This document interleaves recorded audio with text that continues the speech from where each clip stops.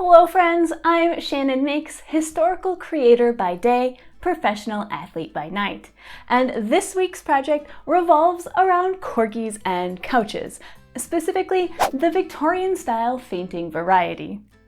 It seemed like a natural combination to me. After all, they share the same dimensions. If you haven't met the corgi yet, first of all, welcome. Secondly, this is Cannelle. She's the star of the show, a constant source of corgi content, and the real reason I have as many subscribers as I do. Now that the introductions are out of the way, what started as an offhand comment began to take on a life of its own when I came across this miniature sofa in a recycling center. I grabbed it, thinking maybe there was a way to make it a little bit longer and fancier and give Cannelle a cute prop for a photo shoot or two, and that would be the end of it. But then, less than 1 week later, on the way home from work, something rather unexpected and yet perfectly fortuitous happened. And if you're new here, I should probably set this up by explaining that we bike to and from work and we come home around midnight. So let's say goodbye to my carefully curated backdrop because we'll be spending the rest of this video in my basement and garage. We'll also be traveling back in time to November of last year.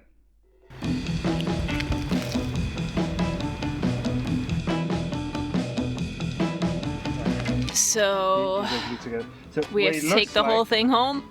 No. Kinda.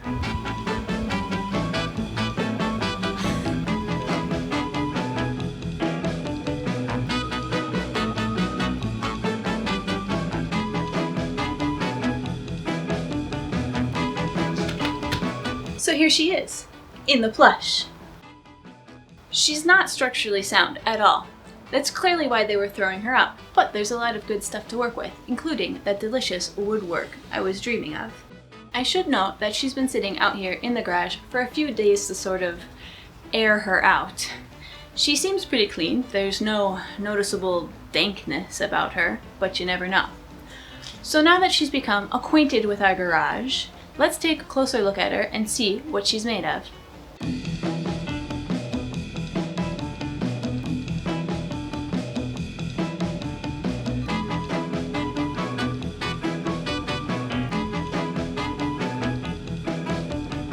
So she does have a little bit of mold in the corners here, but I don't think that's going to be a problem because we're just going to cut that fabric off. We do not need to use all of this fabric. We're going to have an excess of fabric anyway, so I'm just going to cut those corners off and not use them. She does have this really sort of nice trim cording that's kind of separating the fabric of the couch from the wood, and I think it looks like it's in good enough shape that I think I can just pull it off and reuse it. Maybe give it a bit of a careful cleaning, but it ties in quite nicely and adds a nice little feature, so I think we're going to try and save that. Just structurally speaking, like you can see that the wood here, was jointed together at some point, but you can see that it's clearly shifted over. It's no longer joining up the way that it's supposed to. And maybe that has something to do with the springs exploding. I'm not sure what exactly is going on in the history of this poor couch, but here she's not structurally stable. Also at the back, you can see that this used to be held together with proper jointing, and now it's just being held together with a strip of metal and 2 screws, and those screws aren't even tight. Like, this plate is wiggly. So I understand why they were throwing this out, but let's break her down and see if we can't give her a second life. So the plan for Esther here, because yes, I gave her a name, is to carefully break her apart, keeping as much of the original fabric intact as possible. I'm then going to wash that fabric very thoroughly to make sure that it's super clean. And then I'll take a look at the wood pieces and see how I can repurpose them into a smaller, cuter, more corgi-friendly version. Let's get cracking. But first, this being Copenhagen, we need to get all the bikes out of the way.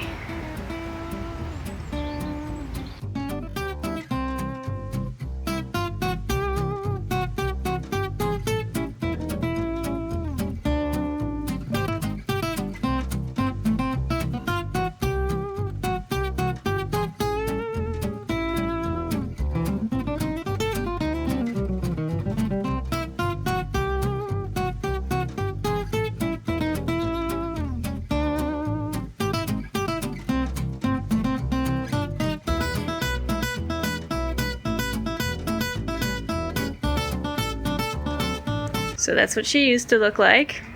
Pea soup green. Apparently that was in fashion at some point. And inside, for stuffing, hay.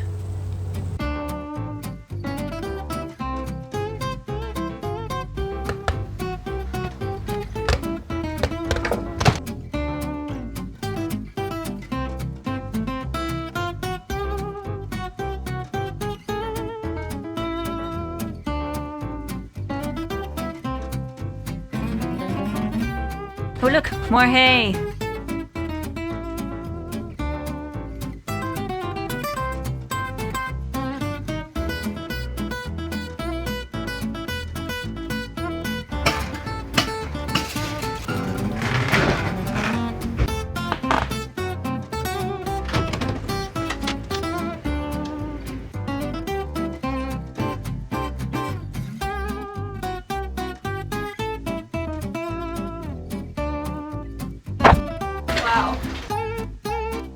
So I've got a big pile of garbage that I need to go through and sort out for the recycling center. I've got the parts that I want to keep here, and so we're just going to sort through them, pull out all of the staples, all of the nails, clean everything up, throw the fabric in the wash, and then see how exactly we are going to break this wood down, what do we want to keep, and how are we going to make it work for our miniature fainting couch. Several months later. Alright, so several months later we are back in my garage, and I'm going to try to make heads or tails of what exactly my plan had been back in November based on the parts that I have remaining here, and let's try and scrap together a plan and see how it goes. Alright, so looking at all of this here, we have the original couch that sparked it all. We have the torn apart frame from the larger couch.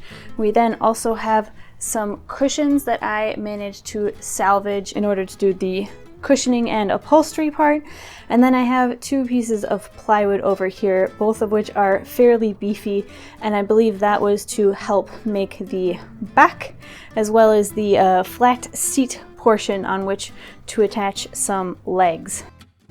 So I think what the original plan was to use the plywood bits to construct a back and a seat for this in sort of a sloping one side lower than the other traditional fainting couch sort of look. And then to try and repurpose the gorgeous arms and legs from the original sofa to add some of those nice unique touches. And then the cushions here obviously were going to be used to reupholster it, as well as the existing red corduroy fabric, which I still have, and it's washed and cleaned and it's been waiting for me in the basement all winter. So I don't think I'm actually going to use the red couch, the one that started it all, because it's tiny. And I think I can get away without destroying it and then just give this away to someone who can use it as is. And we'll be joined for the second half of this video by Phil. Yeah, he's gonna help me smash some stuff into new shapes. Yeah.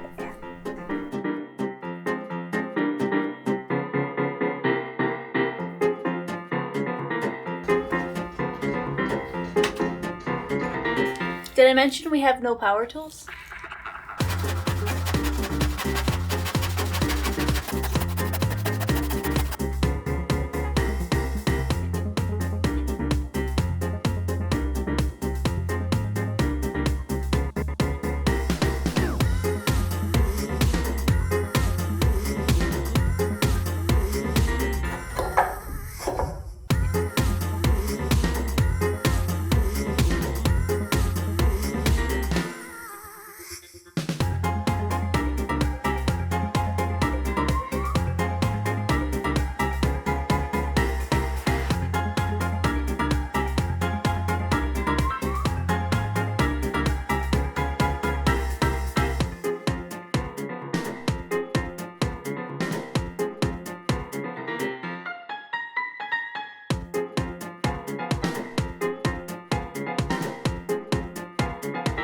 Maybe back up a smidge so you can actually see I'm doing something, because everything has been you so far. It's gonna look like you're doing all the work.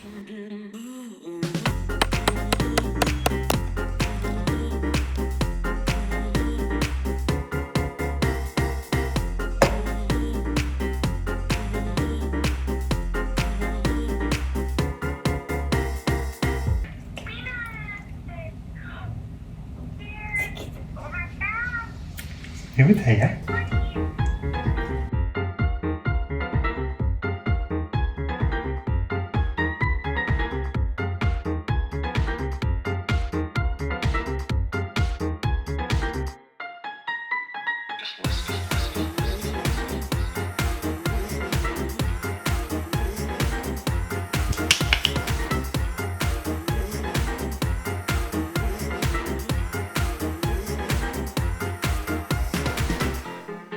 Did I mention we have no power tools?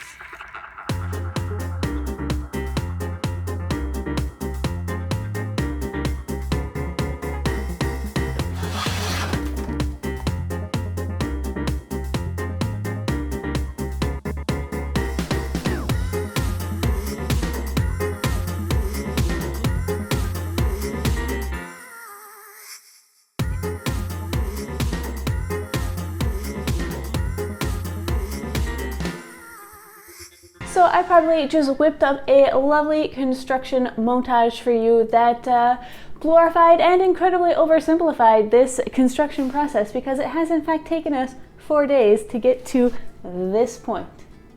It may not look like a lot of progress for 4 pretty long days of work, but we were working with some pretty intense limitations, both in the quantity and size of the material we were working with, as well as the tools that we were using to cut it down.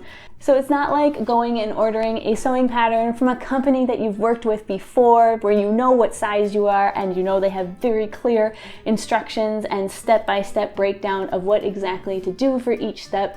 It's more like wandering into your local thrift store and buying the closest pattern that they have in their limited supply to get the silhouette that you're going for, and then getting home and realizing that it's actually missing several pattern pieces and that the person who had used it before you had cut them out in an entirely different size than what you need, and you don't have any fabric for a mock-up, and instead you're just going to have to cut the final garment out of your good fabric, and you better hope that it looks darn cute or else your corgi will refuse to wear it.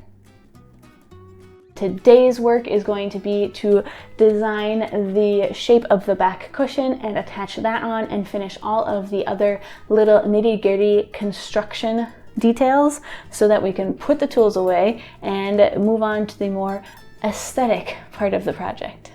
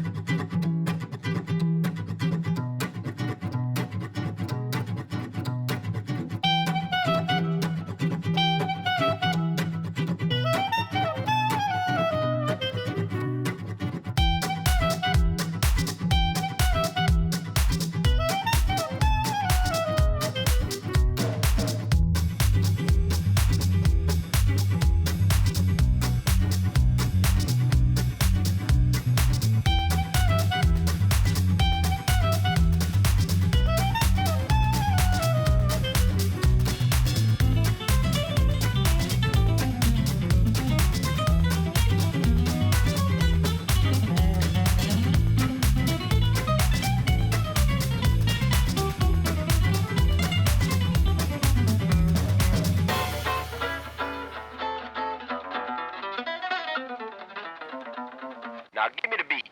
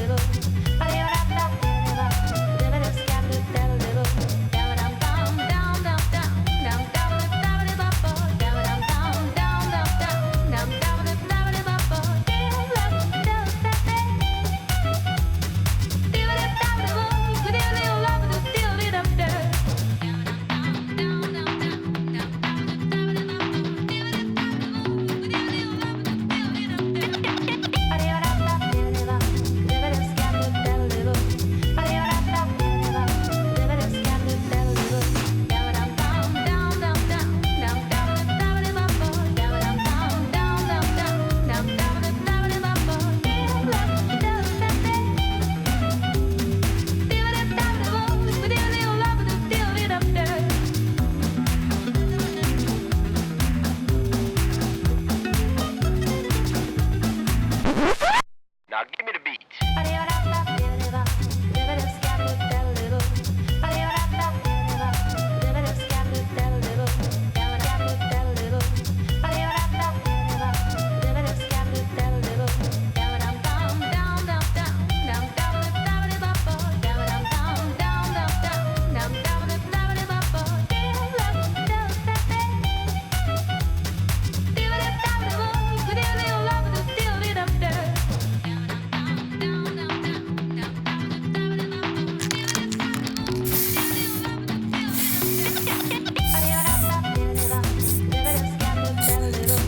One thing that did become clear as we were starting to assemble the couch frame was that I was not going to be able to keep the original wood finish because there were just too many places where we were not working with the right tools, or the original finish was damaged a bit too much beyond repair to be able to salvage it. So we're gonna have to use a liberal amount of wood filler to fill in some of those gaps, and between that and all the different types of wood that were used in making the frame, the only way to unify the look of the wooden surfaces is going to be to paint them.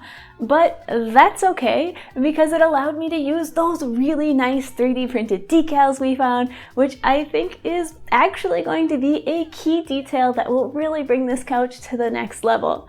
So let's wrap up some last final touches on the frame before we can jump to the upholstery part.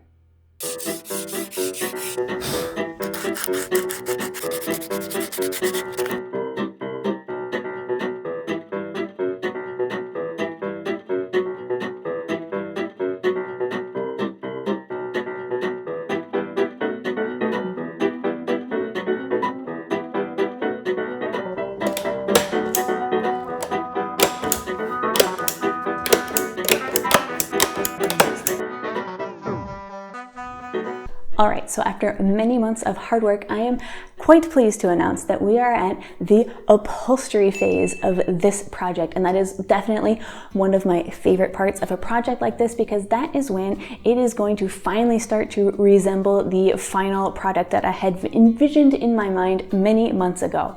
So let's take a quick look at all of the ingredients that are going to go into this upholstery process. First of all, and probably most noticeable, we have the fabric pulled off of that original couch many months ago. It was laundered back then. It has been re-laundered a couple days ago, so it is super fresh and clean and ready to be reused. I have also the piping that was pulled off of that original couch. You can see it's in quite rough shape, so I'm not actually sure that I'm going to be able to reuse it for this process, but I have it should I need it. Then, of course, there is the skeleton or frame of this couch, which you have been watching me make for the past several minutes probably at this point. And then most importantly, we have the meat of this upholstery, which is of course these cushions here. They are repurposed. I salvaged them from a neighbor's couch that was getting thrown away. They have been in the garage for a couple months, but they are quite clean and dry and ready to have a second life as part of this miniature fainting couch. So the first step of this process is going to be going through and sorting out which pieces of fabric are going to go where on this couch, because I am working with a very limited amount of fabric, just the pieces that I pulled off of the couch originally many months ago, and those pieces are obviously of a predetermined quantity and size. So first I need to sort through them and figure out which pieces would best go where on this couch. So without further ado, let's start sorting some fabric.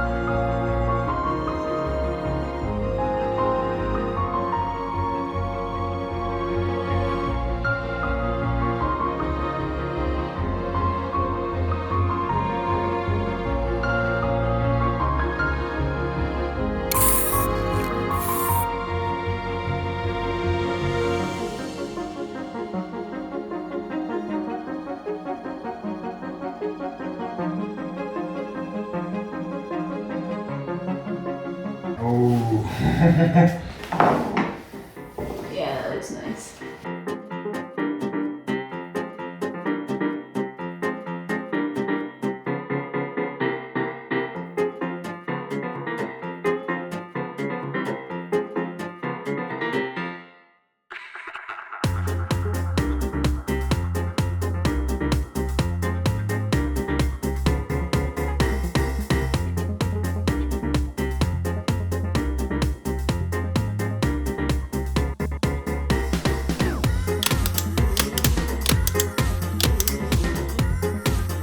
Ooh, look at how pretty it is.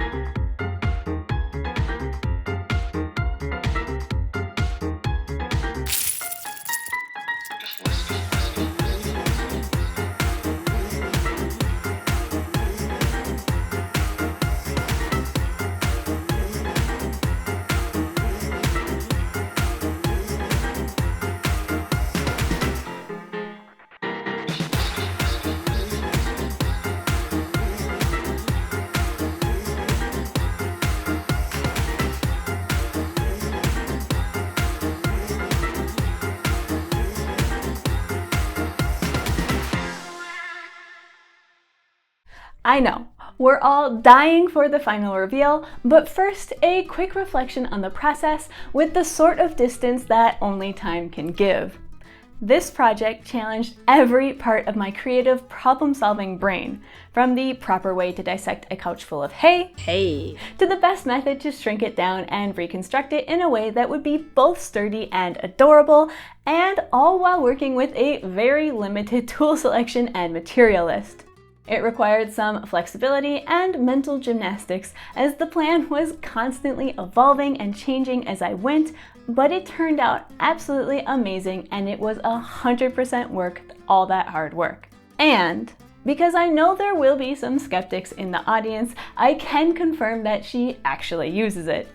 At this point, the couch was finished nearly 6 months ago. It's right here in our basement studio, and it's her preferred sleeping spot in the room. If you enjoyed this video, give it a thumbs up and consider subscribing for a fortnightly dose of corgis, upcycling, and creative problem solving with a historical twist. These videos do take a lot of time and effort to make, this one more than most, so for those of you who would like to support me in a more direct way, I have a Ko-fi page linked below where you can leave a one-time tip. And if that's not your cup of tea, show your love by leaving a little comment down below. They always brighten my day. And now, let's see the royal results.